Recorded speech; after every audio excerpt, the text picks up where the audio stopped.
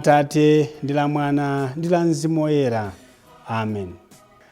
Mawa wa Lachiwiri Mulungu wa 5 munyengo imeneyi ya Lent, tikukulandirani nonse pano pa Tiyankhuleni Ambuye mu programu yathu ya kusinkhasinkha mawu a Mulungu a tsiku la lero. Mawu athu oyamba akuchokera m'buku la Numeri mutu 21 ndime 4 kulekeza 9, pamene uthenga wathu wabwino ukuchokera m'buku monga adalembera Yohane Woyera mutu wa 8 ndime 21 kulekera 30. Amene akutiwerengera mthenga wabwino komanso kutigawira mawu ndi Reverend Father Luke Anatole Welemu, achipani cha Komboni Missionaries, kuchokera ku Rirangwe Parish mu Archdiocese ya Blantyre. Tiyeni tipempherere limodzi. Ambuye akhale nanu.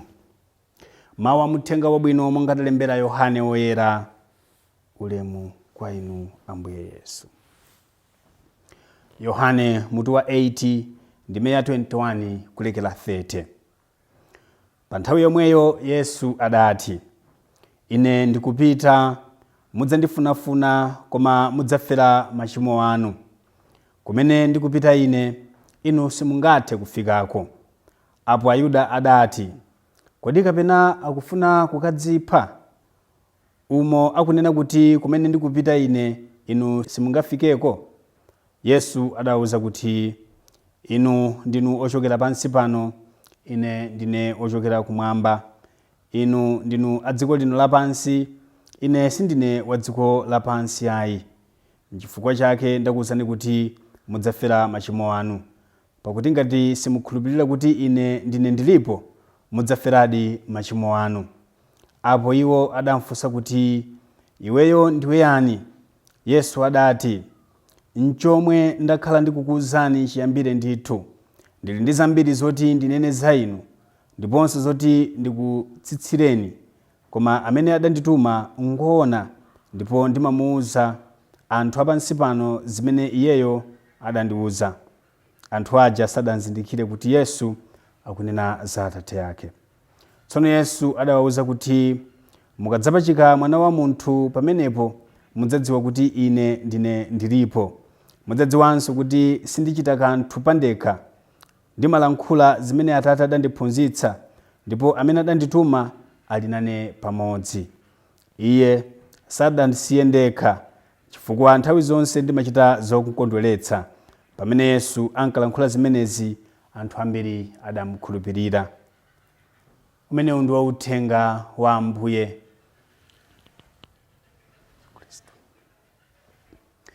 Abale ndi alongo mwa Ambuye, mawu amene tawerenga mu uthenga wa Yohane Woyera tidakali mu chapter 8, tikumva za dzina limene Ambuye Yesu amawawuza ophunzira ake komanso anthu amene adasonkhana pafupi.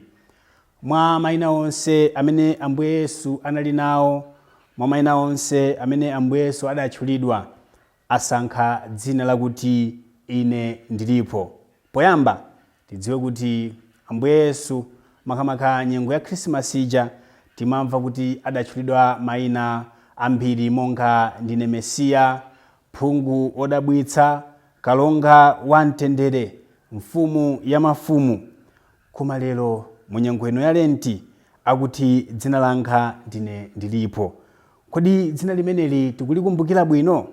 Dzina limeneli likuchokera makamaka mu Chipangano chakale, pamene Mulungu amayitana Mose kuti apite akapulumutse Aisraeli mdziko lija la Igupto. Ndipo Mose pamene amalandula, pamene amapereka ma excuse, adafunsa limodzi mwa mafunso, adanena kuti kodi ndikapita kumeneko akakandifunsa kuti wakutuma ndani, ndikati kuti ndinu ndani? Ndiye Mulungu adamuyankha kuti ine ndine ndilipo. Dzina limene Ambuye Yesu monga tikunenera akulitchulanso lero kuti ine ndine ndilipo. I am who I am. Ndilipo lero ndipo sindimakusiyani nthawi zonse. Dzina limeneli ndiye kutinso Emmanuel, Ambuye ali nafe. Ndiye kuti ngati sitikhulupirira dzina limene lakuti iyeyo alipo, iyeyo amakhala nafe, satisiya tokha, tidzafera machimo athu. Ife anthu apa dziko lapansi, ife anthu akuthupi, amene pena timakayikira kuti kodi Ambuye Yesu alipobe, kodi mphamvu za Ambuye Yesu zidakaonekabe. Ambuye Yesu afuna titsimikizire mu nyengo ino ya Lenti kuti mphamvu zawo zachikhalire. Ambuye Yesu adalipo, Ambuye Yesu alipo, ndipo Ambuye Yesu adzakhala nafe nthawi zonse. Ambuye Yesu samatisiya. Chimene akufuna apemphe kwa ife komanso kutikumbutsa kwa ife ndi anthu onse amene ali ndi kufoka kumeneku kokekera mphamvu za Mulungu, zakuti tizikhala ogwiritsitsa dzina la Mulungu ndipo osamakayikira kuti Ambuye palibe. Ambuyetu amakhala nafe nthawi yachisoni, Ambuye Yesu amakhala nafe nthawi yachimwemwe. Ameneyi ndi Mulungu Mwana, ngakhale Mulungu Atate amakhala nafe nthawi zonse. Pamene mwina timaoneka ngati tathodwa, tavutika kwambiri, tadwala kwambiri, achibale athu amwalira ochuluka, anthu ambiri amafunsa mafunso kuti Ambuye Yesu ali kuti, Mulungu ali kuti. Mwina m'bale wawo amaphedwa, mwina m'bale wathu akudwala kunzunzika, kumati kodi Mulungu ali kuti? Iyayi, Mulungu samatisiya, Mulungu amakhala nafe. Mwina goli lathu limapepuka kwambiri chifukwa choti timakhulupirirabe Mulungu. Tikumbukire makamaka pa mtanda mawu amene Ambuye Yesu adzalankhule lachisanu loyera, adzanena mawu akuti Eloi, Eloi, lama sabakitani. Ndiye kuti Mulungu wanga, bwanji mwandisiya ndekha. Apa Ambuye Yesu samafuna tanthauzo kuti Mulungu adamusiya, chifukwa pamene amatsirizitsa moyo wake analankhulanso mawu akuti Atate, ndikupereka moyo wanga m'manja mwanu. Atanena mawu amenewa adafa.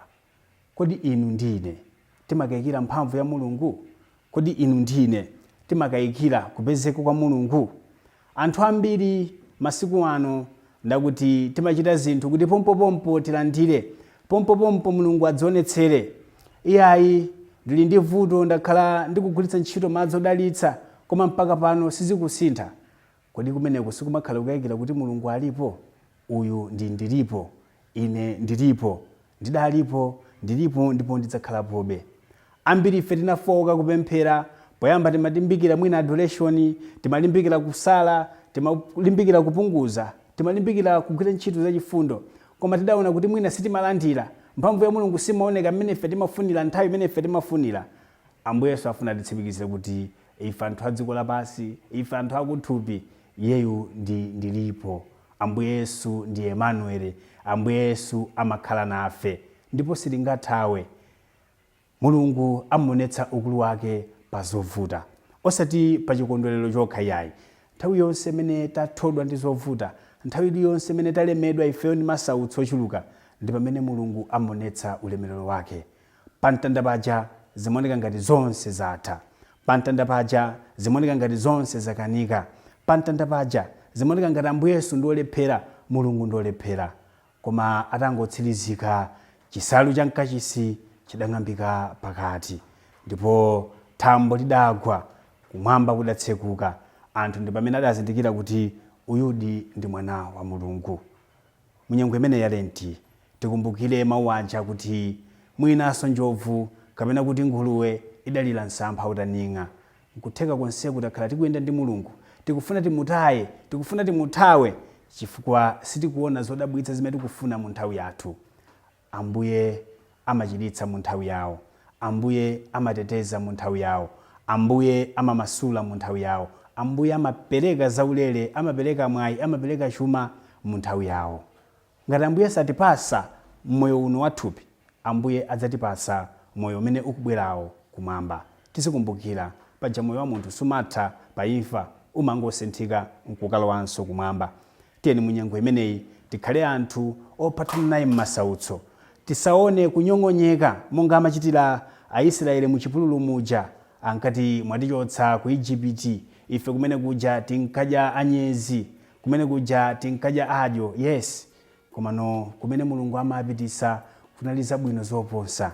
Mtendelesi nsima, mtendelesi anyezi, mtendelesi yogati, mtendelesi pizza, mtendere wa mumtima ndi umene Ambuye Yesu amapereka, osati mmene dziko lapansi limaperekera, koma yekhayo ndiye Mulungu Mwana, amene analipo, amene alipo, amene lakutiuza kuti ndine ndilipo. Tikhulupirire pa dzina lake ndipo tilitchule dzina limonyadira ndi molemekeza. Amen. Ambuye adalitse mawu ake.